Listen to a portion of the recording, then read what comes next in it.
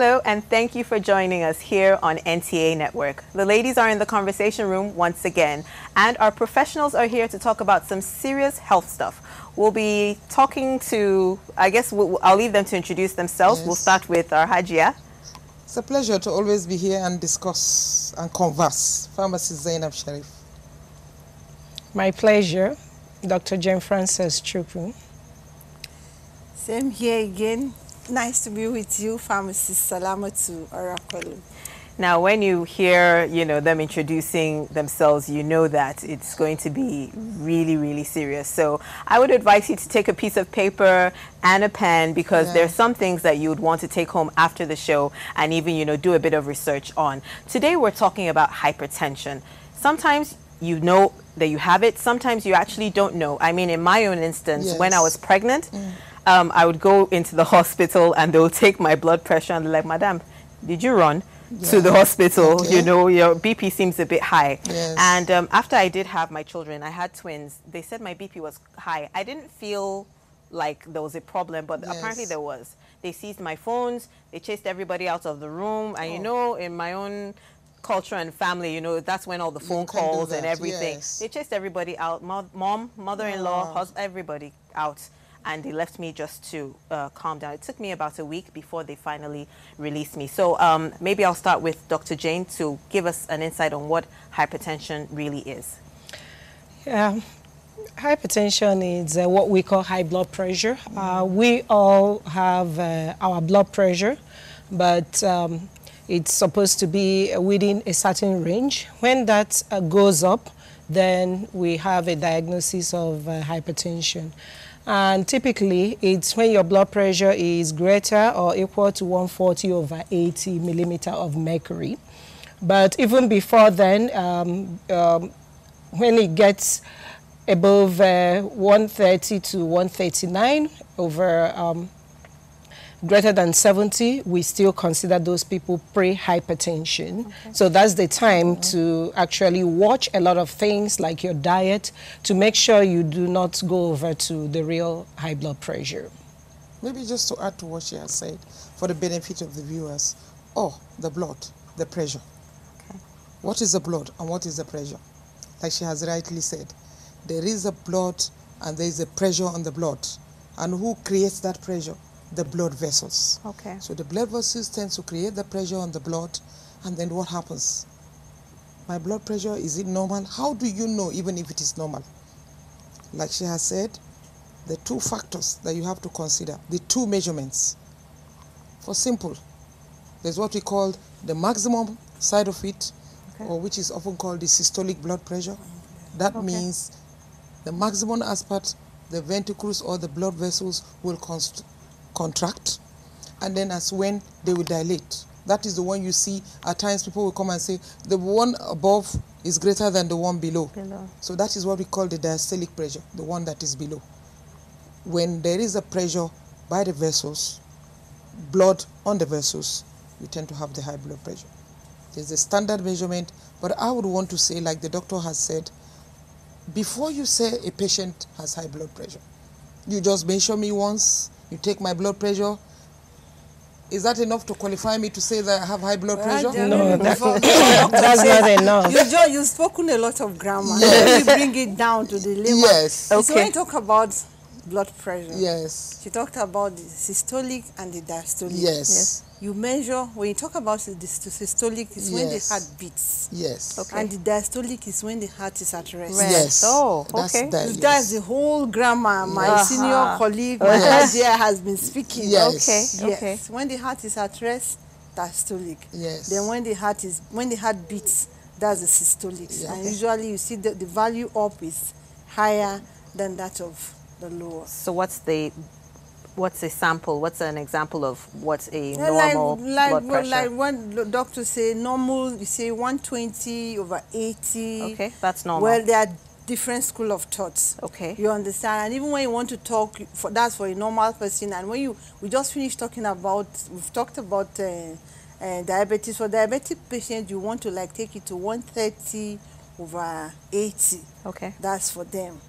Okay. Well, like I said, I was trying to ask the doctor, for you to qualify me that I have high blood pressure.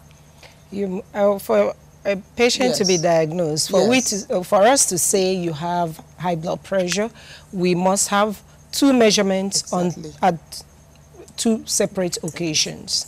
Okay. So if a patient comes to see me today in the hospital and the blood pressure is high, I would tell the patient to go home. Yeah. Come back another day, and so you have to have two separate measurements on two separate occasions To qualify that. to qualify that person And to again, have high like blood what pressure. doctor just said, you see, they call it white coat hypertension. So when, because they are going to the hospital, you understand, you see their pressure will be high. We're talking about heartbeats here now. And again, they still call high blood pressure, that's hypertension, a silent killer. Okay. Where honestly you won't even notice the symptoms.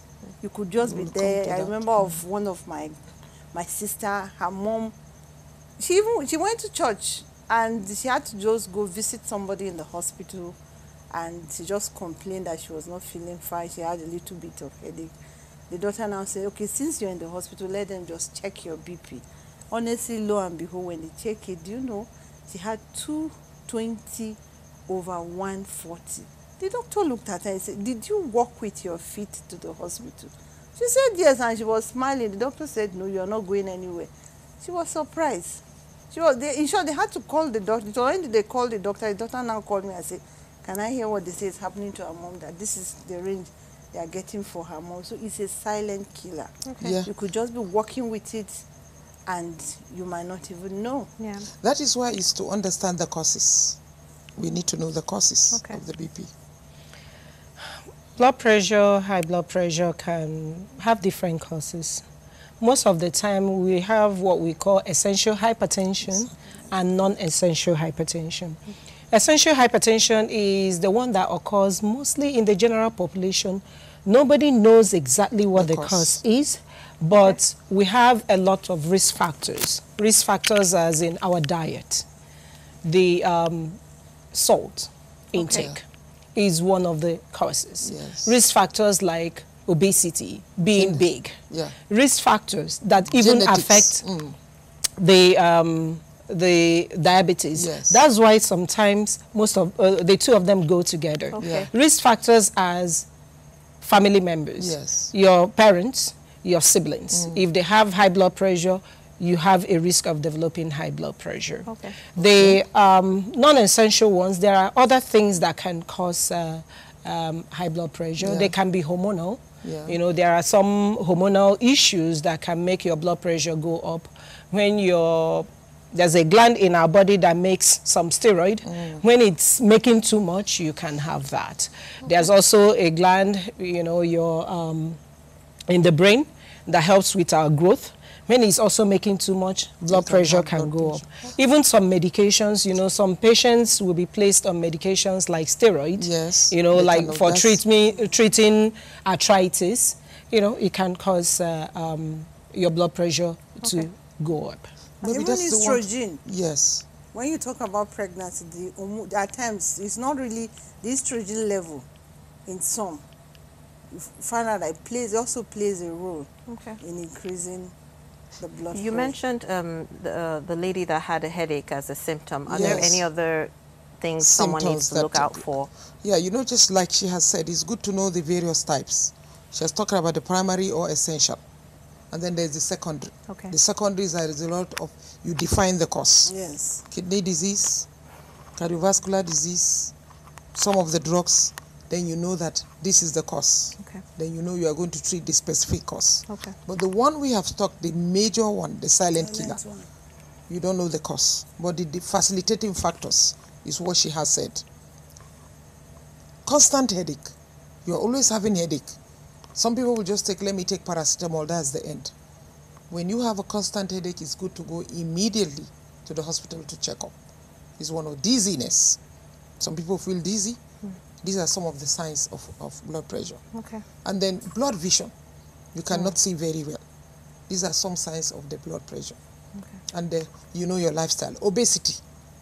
Definitely when somebody is fat, we tend to say that it's easy. Smoking, people who take a lot of cigarettes or people who take a lot of alcohol, these are factors that can bring out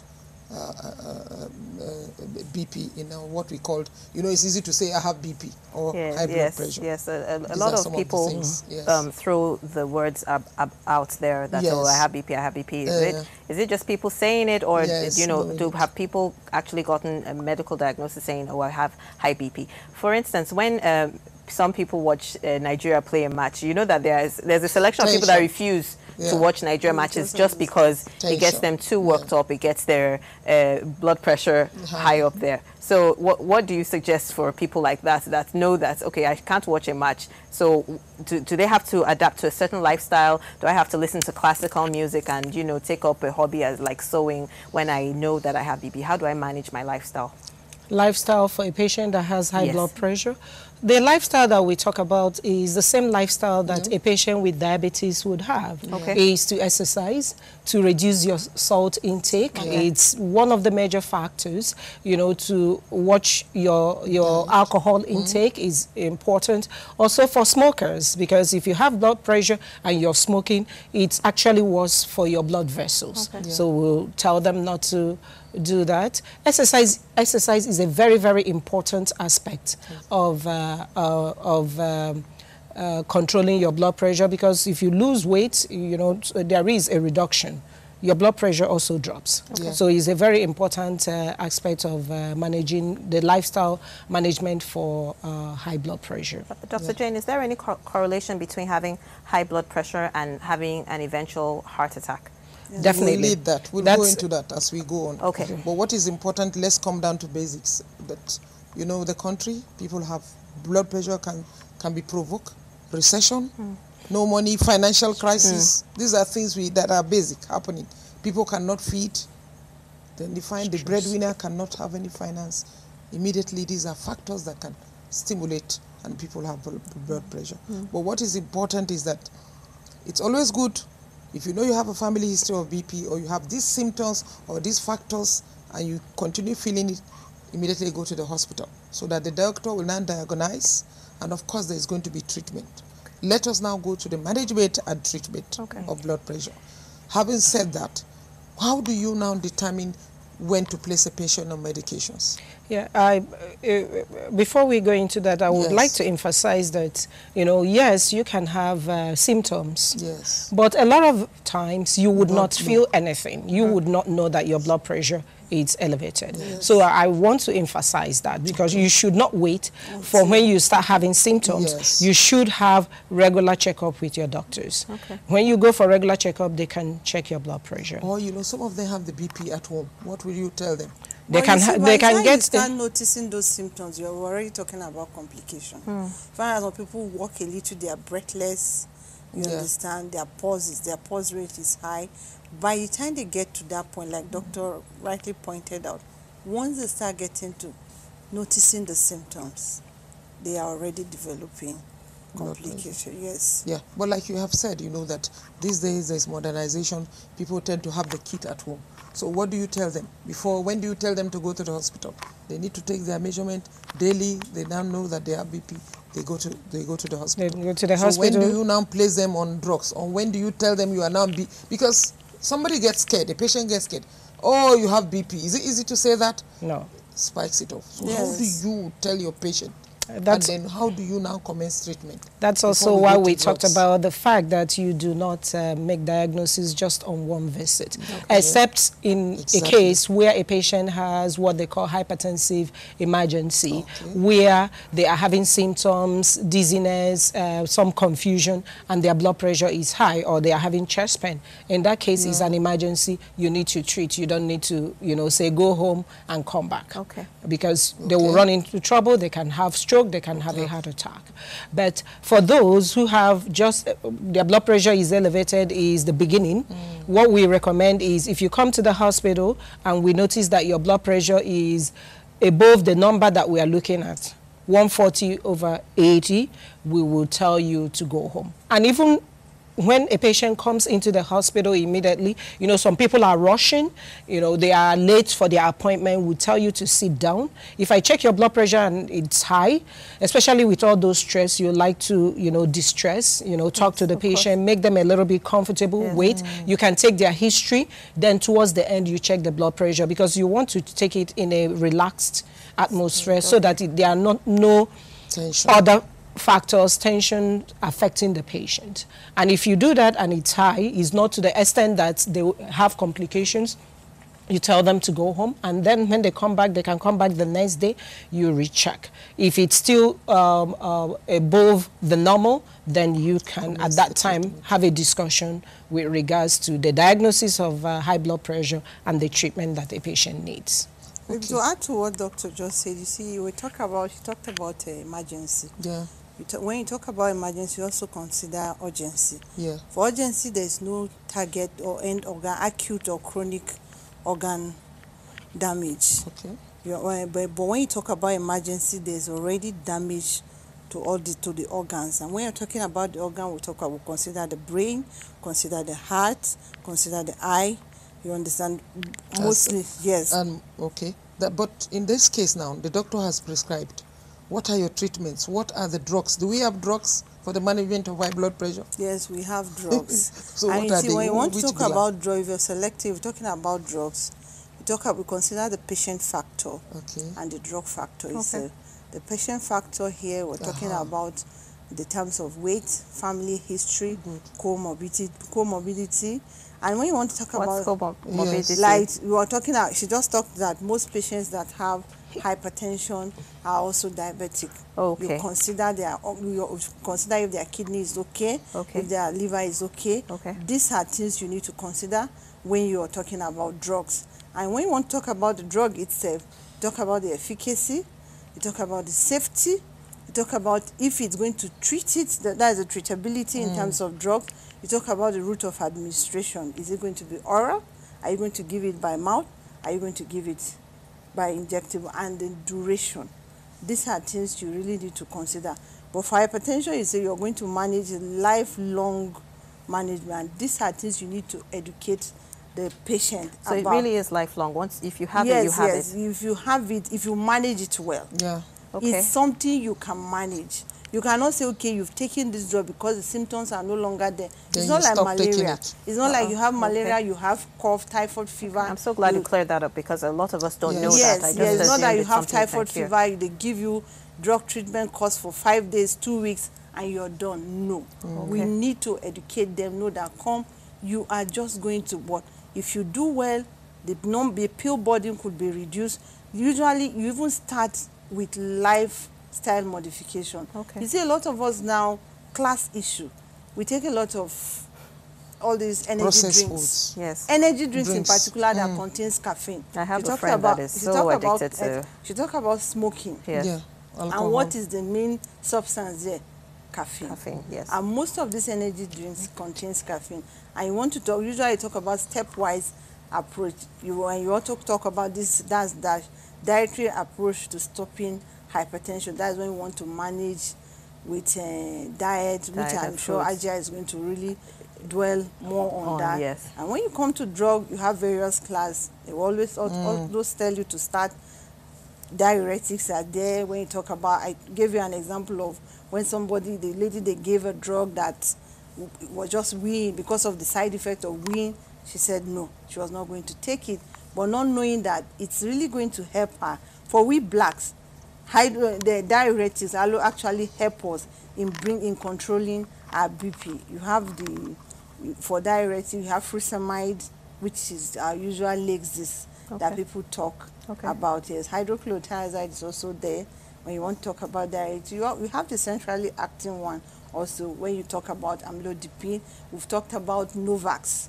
Novax, you have that's the calcium channel blocker, the popular. If you talk about hypertension today, the first drug that comes to your mind, thank God for the generic, but the first name that will come to mind is it's Novax. Okay. They will also have the ACI, that is the angiotensin. Oh no, she's going too chemical now. I was going to say that to get these drugs, you need you need to have a prescription Yes, to get that these is it. drugs. That's where I was going to. I just wanted to say, you know, you can imagine somebody comes to see the doctor.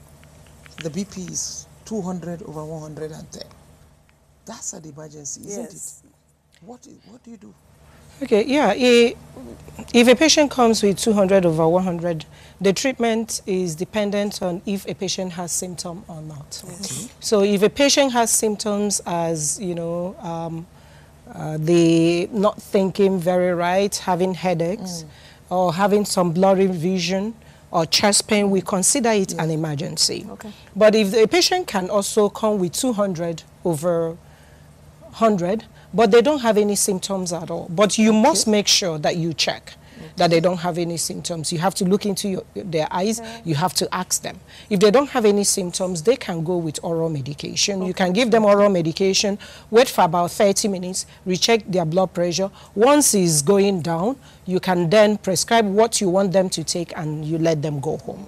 But if a patient has what we call hypertensive emergency, where they are having symptoms in addition to that elevated blood pressure, then it is an emergency, because now the organs of the body are being affected. So you have to bring the blood pressure down immediately. In that case, we use medication through the IV, through the IV to bring down the blood pressure. They do say crashing at times. Yes, we do say crashing, but you know, it's a certain percentage of the blood pressure that you would drop.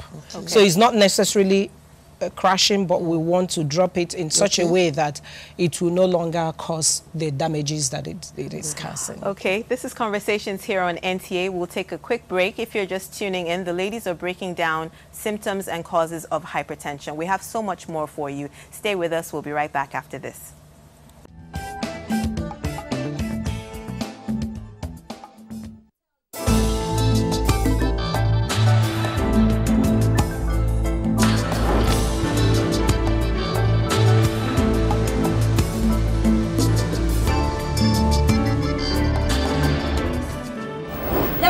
You, everybody has their baggage and everybody has their demon. So you might as well deal with your own demon and everything will work out fine. If you're not in control of your emotions will be in control of you.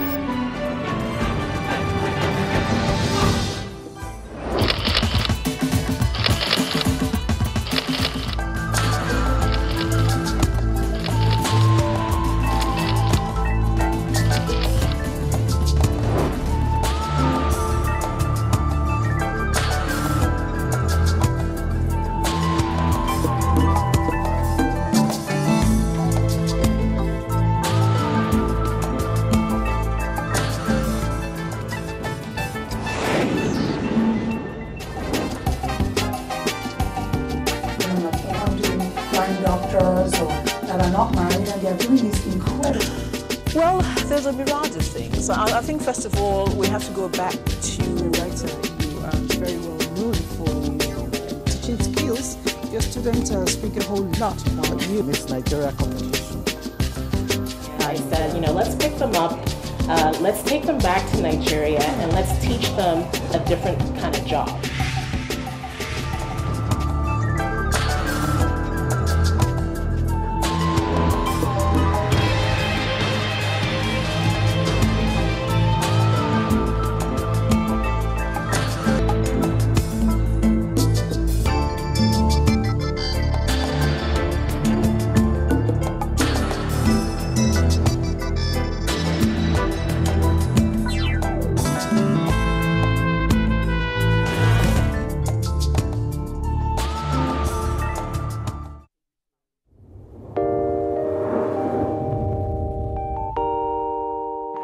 When there's a child out there that's not getting the same that your own child is getting, the difference will tell, and there will come a time in the society where that child is going to take his pound of flesh. Where you can actually, everything from watching a program with the child, you can start up the conversation from something on the TV and say, oh, you know. For me, it's like, hurry up with this business. And the other one said, Auntie, it's not about me, it's about the guys. They're not ready to marry. Yes. If she wants to ask something, no, I know my mother very well. In fact, the most interesting one is when I put up pictures on WhatsApp, you know, Snapchat filters and all that, she will call me, remove that There was a day I got tired of all that and I said,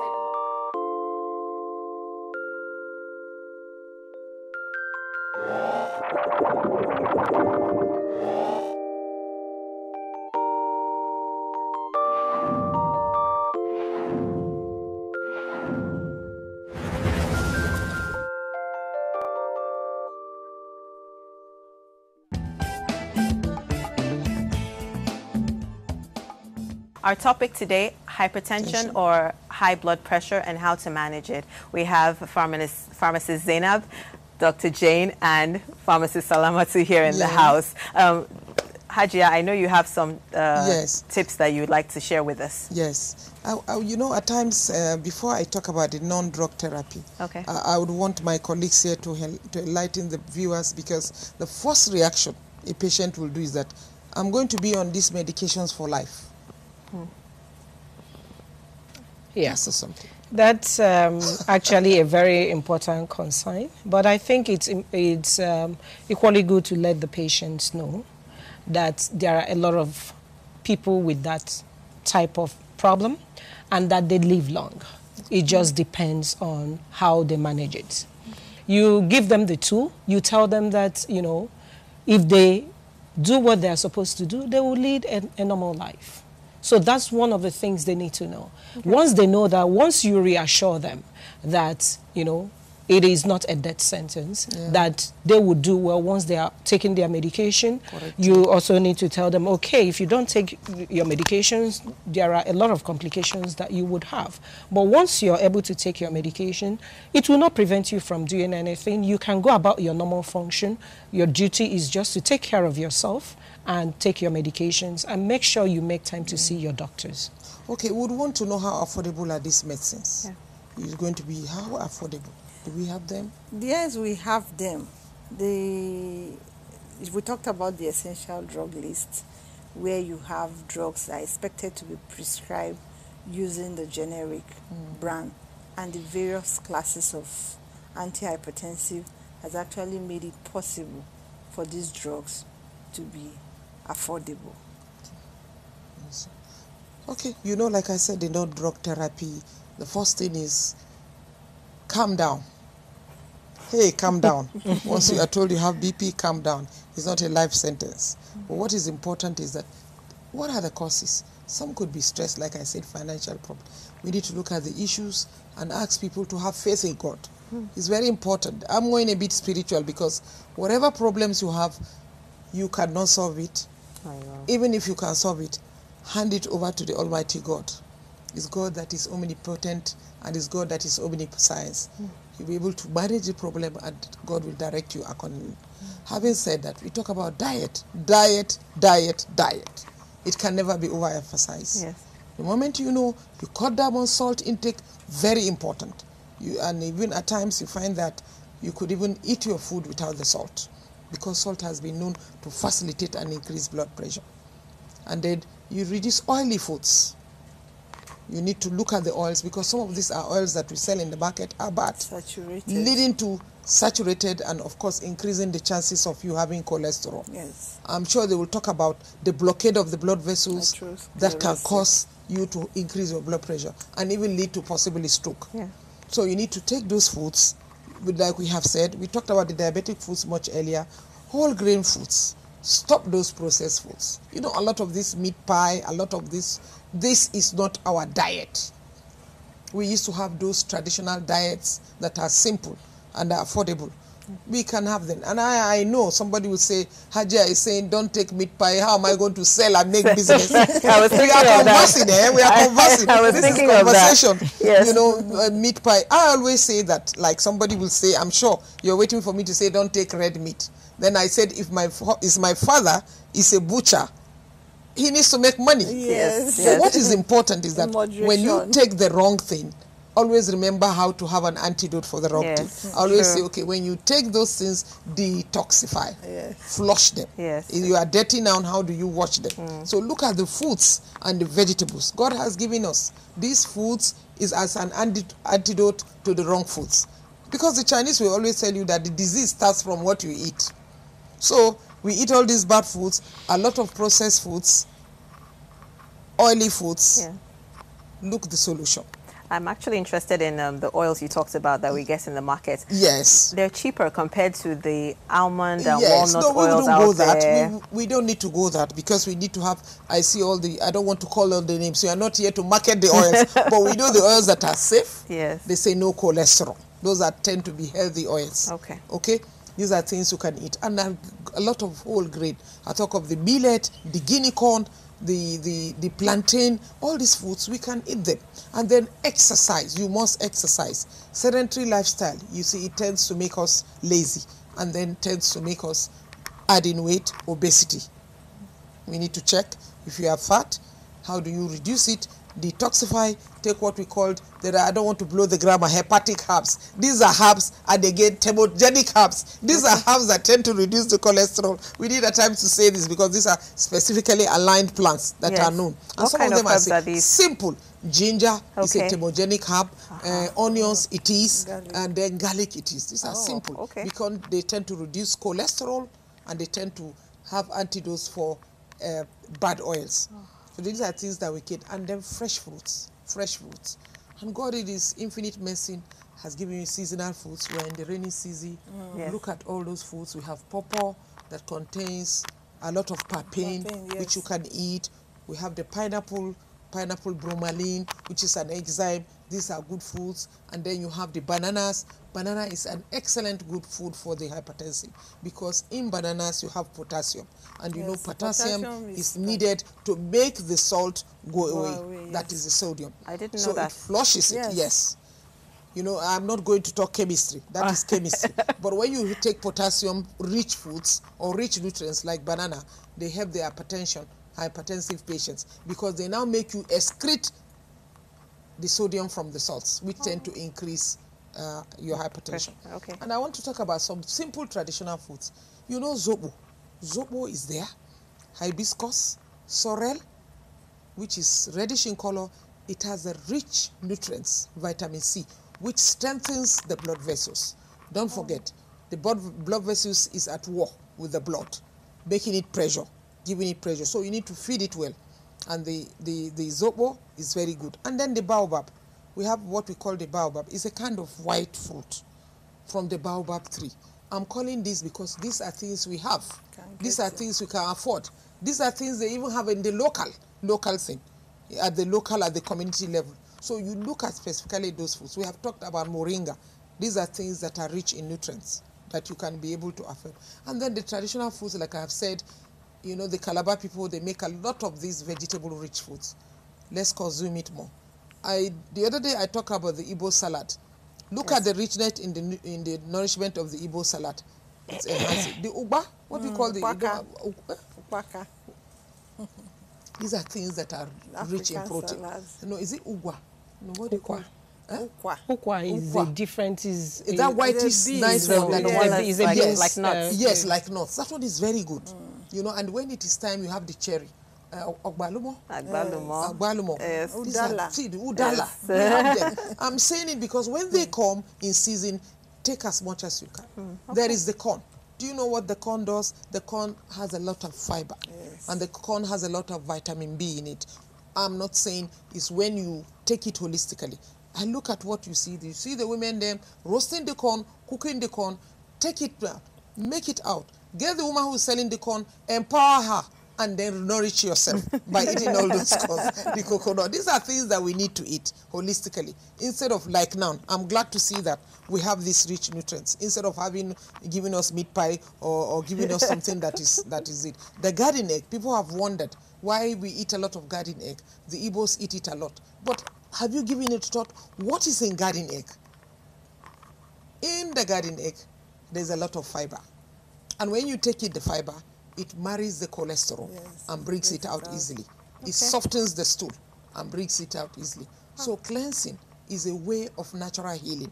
When you make the organs strong, when you make the organs of excretory system strong, they will be able to manage the pressure and help you to manage the pressure and even make the drugs work better.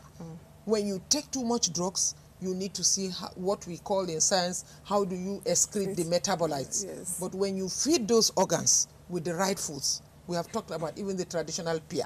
There is the atile. I don't want to say it cannot be over. You know the atile now, the black fruits. Yes. They carry it. That is the black olive. Really? 100 naira. Call the woman. Call the young lady. You know atile. Yes. They sell them. You see, they tag them yes, black. I know that. Yes, it's sour inside when you break it open. Yes, I know it is. It's from Plateau. Okay. Even the oil is very expensive. It contains unsaturated fatty acids. Haja, I need you to clarify on Zobo, because people are listening and thinking Zobo is awesome, but they will use sugar to... And that is not the medicinal value. So please, could you clear that up for them? When you take the Zobo, you take it without sugar. What you do, you clean the Zobo. You get the leaves, make sure it's neat, and then you bring it to boil. Once it starts boiling, so that you don't destroy the nutrients, you bring it down. Cool. Take it like that. But you can add a touch of lemon and ginger.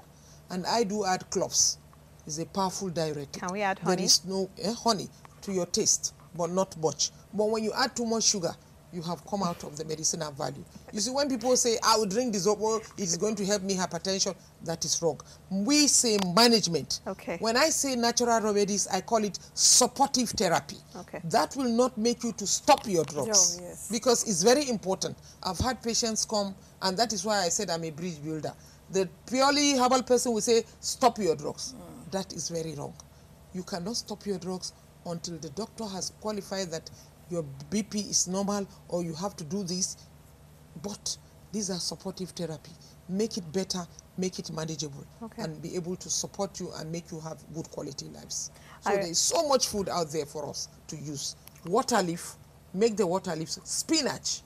When you want to eat your yam, you eat the spinach, and they are cheap. It's good to emphasize this because these are affordable. Yes. When you do the spinach, that's what they called alefo. What do you call it? Alefo. You just mash. You just cut your onions, atarugu with a touch of the yellow pepper. Excellent. And then put the spinach. You can put it on your rice because this stew is another problem. Am I right? Stew. Yes, Fry too much, but you can make a sauce. But if you put the little stew, make sure you have these vegetables. Some people will say, I don't have money. Recession. That is why I'm giving you alternatives. Even you can make a garden. You have these things that you can buy. They are available. So don't tell me Hajia is giving me concentrated or expensive remedies. With 100 naira, with 200 naira, and God has given us this. That is why there was Garden of Eden before mankind. Sure. Why was that? To give us the rich fruits and to give us the vegetables. Fantastic. Yes. Going back to the orthodox drugs, I remember, like I said, when I was pregnant, they had to treat me for hypertension for a while. They gave me a pill that I needed to put under my tongue. Dr. Jane, maybe you could tell me, why did I need to do that? Yeah, it was probably because your blood pressure was very high and they needed to bring it down. So it's what it's called sublingual. So it does work faster. It gets more easily absorbed. Is it faster than the intravenous you mentioned earlier? They could also use the intravenous. Okay. Oh, that's interesting. Yes. So, what do we say? Oh, my BP is high. You know, somebody say, hey, she's going to give me hypertension. He's giving me hypertension. It's not good to say that. Don't always wish yourself bad. Positive mind, isn't it? Yes. We say positive like when she talked about,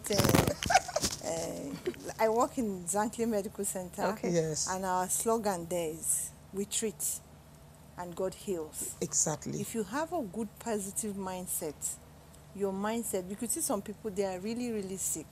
But speaking to them, you see what they exude from them, they are just positive words. Okay. And you see such people, they recover fast, they do well, they take their drugs, they live a normal life. So you see, our mindset and how we perceive our perception about our health, it's very, very it's very key. It's very important. And to crown it all, the one that has the final say concerning your health. It's your God. It's God. Yes. That's awesome. Yes, it's very important. Yes. And God has also given us the knowledge. Yes. And so we should not be at home and calling God. Yes. We need to go see our doctors. We need to be proactive in our own health. We are the only people that can take care of ourselves. Yes. If we don't take care of ourselves, nobody will take care of us. Yes. That's true. Dr. Jane, I asked if there was a correlation between high blood pressure and having a heart attack, and we took a break along that time. Maybe you'd like to talk about that now. Oh, definitely. That's one of the complications of high blood pressure. You know, what is high blood pressure? Like we have said, and Hajia, the blood flow is flowing under a higher pressure because the blood vessels is like a pipe. Yeah. You know, when water is going through a pipe, if that pipe is tight, the pressure is higher, and that's what is going on.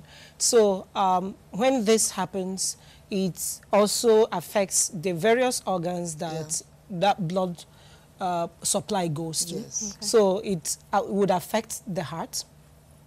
It would affect the brain, so people can have stroke. Yes. People can have heart attack, and also as the blood pressure is high, the heart is also beating faster, so it makes the heart enlarge, and people can have what you call heart failure, where they start having difficulty breathing, their legs start swelling, you know, and they require medication for that. It can also affect even the kidneys. Yes, the kidneys will not function well, and some people can end up in dialysis. You know, so it affects pretty much every organ of the body. It can affect your eyes. People have gone blind from high blood pressure because it also affects the pressure of the eyes, at the back of the eyes. Okay. And blood pressure, blood vessels there can rupture, and people can have... so it's also related to glaucoma? Not necessarily. Glaucoma is a different disease process. This one affects just the blood vessels at the back of the eyes, and so can cause damage to it. Yes, and you know when people say, I have stroke, what comes to mind is that the supply of blood to the brain has been breached. Yes. Okay. There's a cut. It's like NEPA off, comes off. So the blood supply to the brain, and it can be partial, which you see there, at times you say you have partial stroke or complete stroke. Yes. And there are various causes. Some of the causes we have mentioned earlier, the blood vessels could be blocked, which will make the blood not to go to the brain, or there could be the bursting. Yes. You know, that's what they call the bleeding intracranial bleed. Or the clot stroke. Wow. Yes. So these are things that can cause the stroke. And then, of course, we know emergency, isn't it? Yes. That becomes emergency, and immediately you need to seek attention. Okay. And then you need to be treated. But what people want to know is that how do you manage a stroke patient? It depends on the type of stroke. Yeah. Like Hajia explained, it can be because of a blockage to the brain, you know, where enough blood is not getting there. It can also be because the blood vessel would burst because your blood pressure is high. So when that happens, depending on where it happens, stroke itself we usually do, without bleeding, we do supportive care. What we try to do is the damage has been done. How do we make the patient recover? Okay. So we do lifestyle modification is important. We start the patient on some medications like blood thinners. Yeah. We start them on cholesterol medication. Okay. Of course, we get the brain doctors to see them. We start physiotherapy, you know, where they begin to work, the physiotherapists will work on that part of your body that is not working to see if you can regain some function. Then if it's a bleed, it depends on also the location. Some bleed, they have to evacuate. The neurosurgeon will have to evacuate, especially if it's large enough that it's causing pressure. But some that are small enough is also conservative management. In that case, we would not give a blood thinner. We also need to find out, okay, there are several reasons why people would have stroke. You know, it can be that the heart is beating irregular and then causing some blood clots. Yes. If that is the case, we need to truly, truly thin out the blood. Okay. So that you need to do some ultrasound of the heart to see if there is any blood clot, or if, you know, and it will also help you know how well the heart is functioning. Okay. We also will do some imaging like ultrasound of the neck vessels to see if there is any blockage, and if there is any blockage and it's to the point that it requires treatment, surgery can be done on that. Okay. So there are various things, but most of the time, once stroke has happened, is a supportive care. We make sure you treat for cholesterol. Even if their cholesterol is not high, that medication statin can help with inflammation, so we give it. Okay. Blood thinner, especially if it's not a bleed. You control high blood pressure. You control diabetes if a patient is diabetic. So if you have so many things going there. Yeah. But are the drugs affordable for stroke? Because, you know, stroke, you see a lot of patients come in. I know one of the drugs may be heparin. Is heparin available? How easy do we get access to this stroke? And what do you tell your patients that come to collect your medications for stroke? Because we find some of them are already giving up. They feel that they have this, and we need to look at the speech therapy aspect of rehabilitation. Yes, I think the aspect of rehabilitation. You see, when you come to, it's something that for them, before they come to issue of being given drug, that means they've already been managed, gotten to a level that they are discharged. But while they are still on admission, it's the nurses that come to collect. You need to educate them on compliance. They need to take their drug.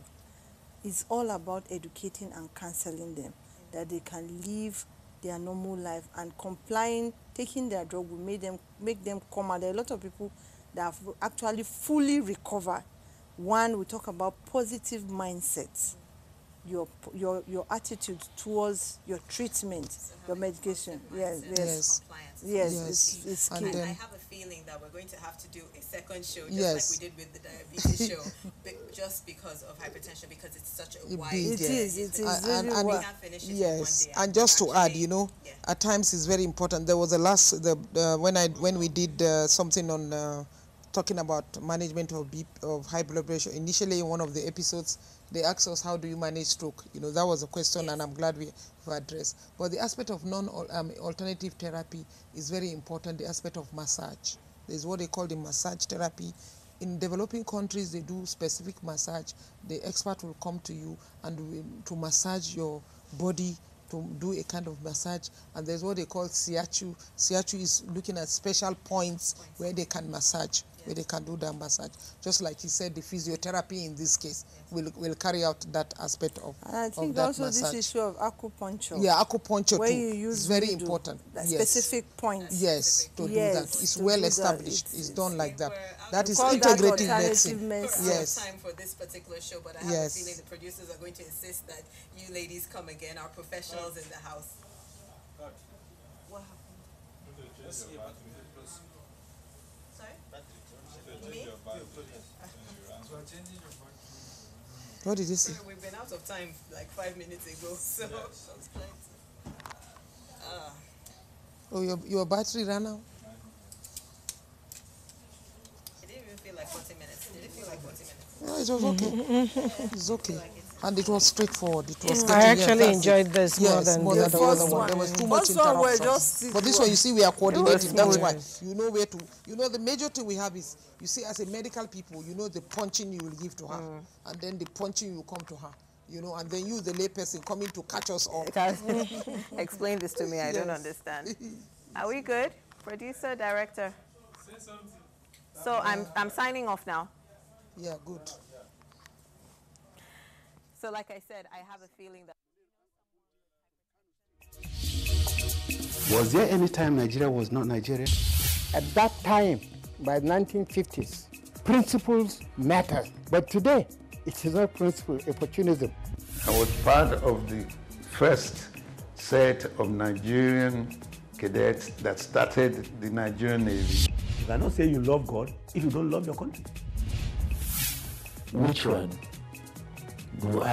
did I prefer at that time?